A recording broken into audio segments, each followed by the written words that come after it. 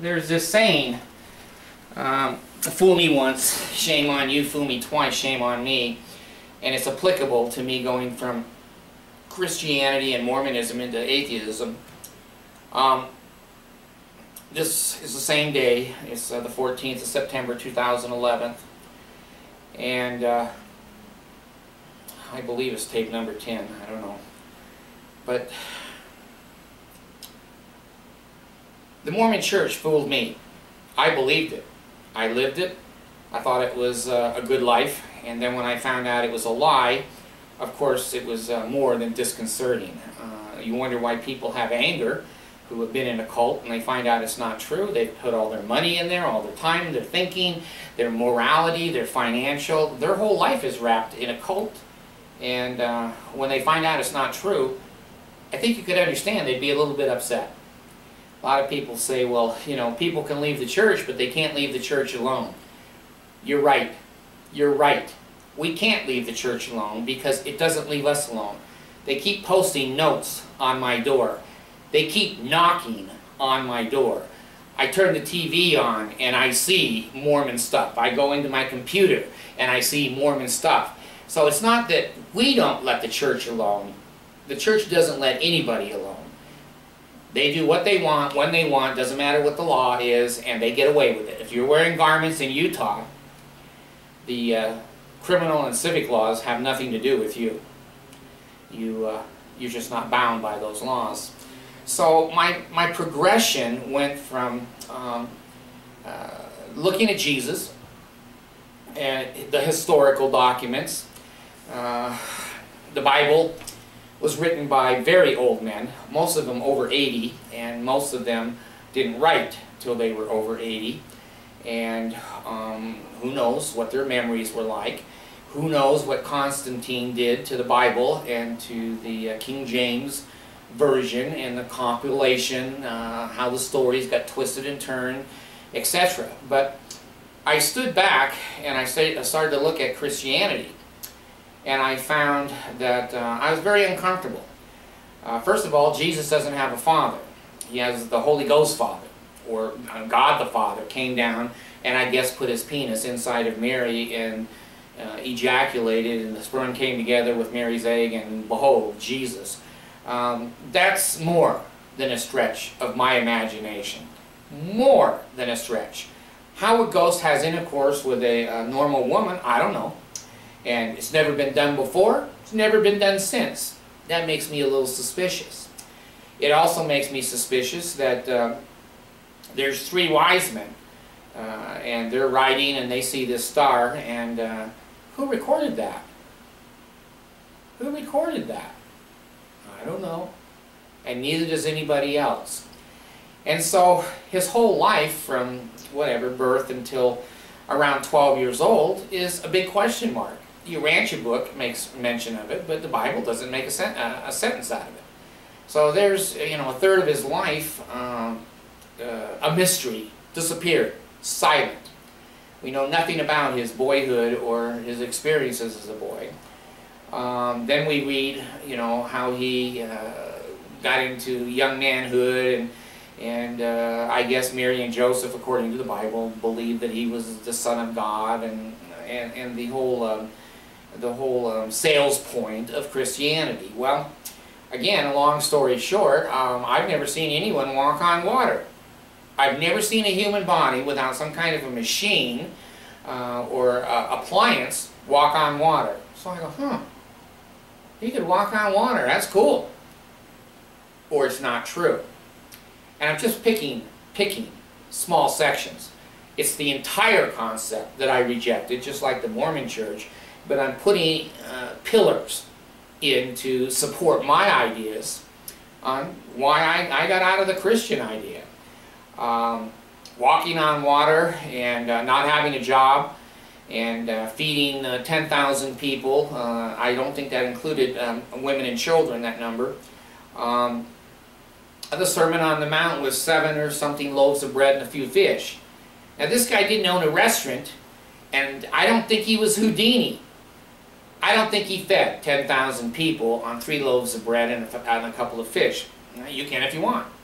I don't think it's possible, and that was one of the things that I go, Christianity's starting to look a lot like the Book of Mormon, and gold plates that disappeared, and angels that, you know, had flaming swords to say, gee, why don't you have intercourse with all the girls here, Joseph, and get yourself a couple of 14-year-olds, or I'm going to cut your head off. And Joseph goes, oh, I don't want my head cut off. Okay, I'll take a couple of 14-year-olds. Come on. There comes a point where intelligence and common sense dictates that I had to stand up and go, what is going on? So when Jesus got crucified, that was the form of capital punishment. During the Roman Empire, thousands and thousands of people got crucified. He wasn't anything special. He got in trouble with the law. He got in trouble with the law, and they arrested him, and the people didn't like him, and they said, kill him. And they did. Well, now the guy disappears into a tomb of a rich man, and when they come to find him, he's not there. He's like the gold plates. There must be a secret place up there in heaven where God puts all these secret things, the Leahona, the sword of Laban, the gold plates, and now Jesus. He's gone. I know the story well. Where is your master? I don't know. He's risen. He's gone. And then Jesus, rather than going to Pontius Pilate or downtown to the court system and goes, hey, you know what? You guys killed me, and I'm here, and I'm king of the universe, and I don't like what you did. He didn't do that. He snuck over to the 12 apostles who were hidden because they were in trouble too. And they're hidden in this room, and Jesus walks through the walls, I guess, and appears to Thomas, and he felt his palms, according to the Bible. Why didn't Jesus just knock on the door? See, it's all this Houdini, magical stuff. It doesn't make sense to me. Paul said it well in the Bible. When I was a child, I thought like a child, but when I became a man, I put away childish things. So here's Jesus coming through the door, or through the walls, when the door and the window is perfectly capable of being come through. And so then he doesn't appear to anybody. Now the Urantia book says he appeared to many, many people, but there doesn't seem to be any record of that. And he didn't appear to any general authorities of the world at that time, or powerful people, to say, hey, look, you know, I got nothing to hide. I came back. I'm Jesus Christ, the Son of Elohim. He didn't do that. That makes me suspicious. It never happened. It never happened. And the resurrection, this is, you know, another spot that I have some trouble with, that people are rotted away in the ground, and some of them are burned into ash and into the air, but all those particles are going to come back, and not a hair on your head is going to be lost. That's too magical. That's too magical for me too. And coming back to what? To what? A new life? A different life? Who knows? And then the 3 degrees of glory, and I forget which prophet came up with that one.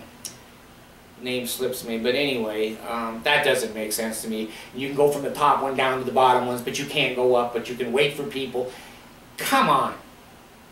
And then in the temple, the baker's hat, and the robes, and being naked with the shield, and running around hoping no one sees your naked fanny running around in the temple, and putting oil on you, and pele ale, and chanting, and fancy handshakes, and then supposedly going through the veil into the expensive room, the celestial room.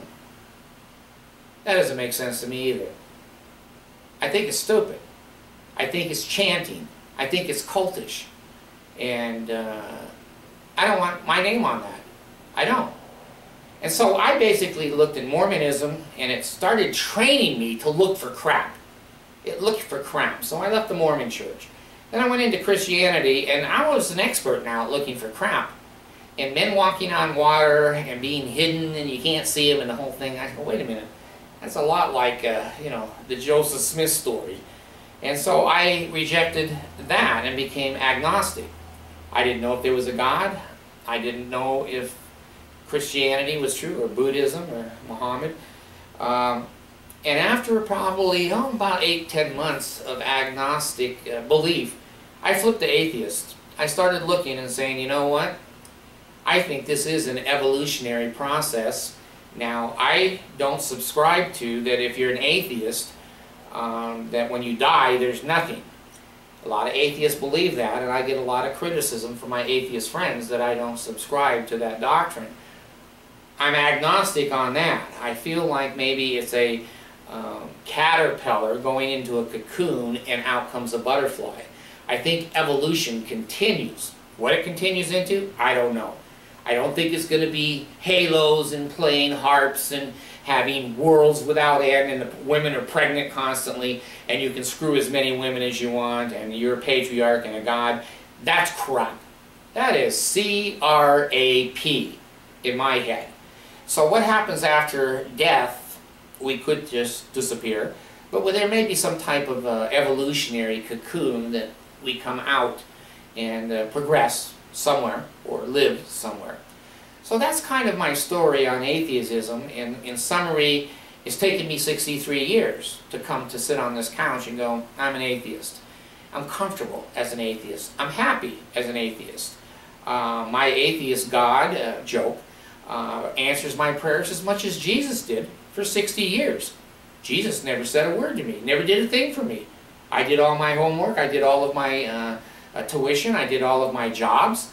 I had my own children, I supported my own children. Jesus is a silent, personally, I think, arrogant, and a poor father. And, you know, you guys want to complain about child support and screaming and yelling at you and, you know, typical things that young parents do. Why don't you put some of the blame on your Jesus? He let 6,000 kids die from starvation a night. Did any of my kids starve? No. No. He tortures his kids in prisons. I do that? No. You take a look at my fatherhood and then put this criminal being fatherhood, fake fatherhood, against my fatherhood. I'm superior. There's no doubt in my mind. The way I protect my kids, the way I protect their safety and their health and their education, their entire existence is so far superior to that creature. You can have him. Go live with him. Be happy. I don't want to have anything to do. So if I'm wrong, I've made the decision that even if I die and Jesus goes, "Hi David, how are you?" I'm going to say, "Hey, I don't want to shake your hand. I don't want to have anything to do with you. I've seen the way you are a father.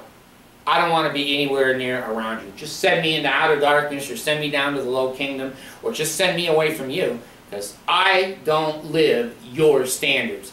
I hear the things that your doctrine says, but I see the way you've treated your children. I'm not interested." So I'm going to let that go now as far as atheism and where I've come from. And I'll try to get tape number 7 on here somewhere. But that's the end of me going on about atheism and how I got there. Thanks.